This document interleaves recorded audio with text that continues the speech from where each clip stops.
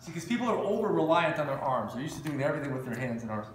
So I'll just start by saying, okay, keep one arm away and only use one hand at a time. And then he just starts to work, so to get posture and pass.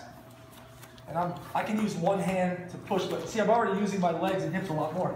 I'm conscious of my hips not being trapped and my legs not being trapped. When I feel them begin to be impinged like this, I'm going to move and get them free again. I'm not going to rely just on my hands, which allow you to, as a beginner especially, they allow you to be a little late and you sort of make up for it by overusing your hands. But when you're just using your legs, then you become more proactive. You see things coming, you're thinking ahead. So if I evolve this where I either put my hands behind my head, and now I'm not using my hands at all. He works to pass. And he might hold my leg down, and I move and I free my leg. I clear it over, but I'm careful not to use my hands. He keeps going. Sometimes as I'm working, I might sneak it in and actually get a no arms triangle.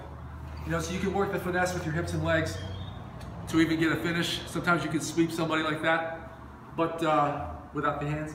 But in the meantime, I'm just conscious of moving my hips and keeping them free. Sometimes he gets real close, and I'm like this. Get on like yeah.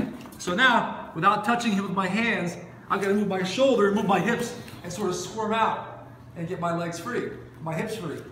If he stacks me, gets real close, and here again, I can't stop this because I'm not using my hands, then I will roll out of it, and then he goes behind me, and I'll duck, and I'll roll and spin again, and put him back in my guard again.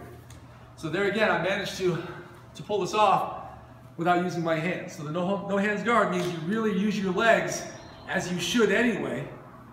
And then when you add your hands back in, the hands are used in a better capacity, which is as helpers.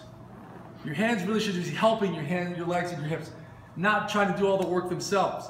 So now he's working, and I'm doing essentially the same thing with my hips and legs. I'm keeping them active, keeping my legs and hips free, but now I'm using my hands more as the helpers they should be, and everything has more of a balance.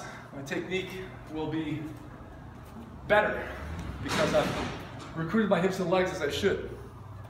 All right, so not using your hands gets you to do what you should be doing with your hips all along and your legs.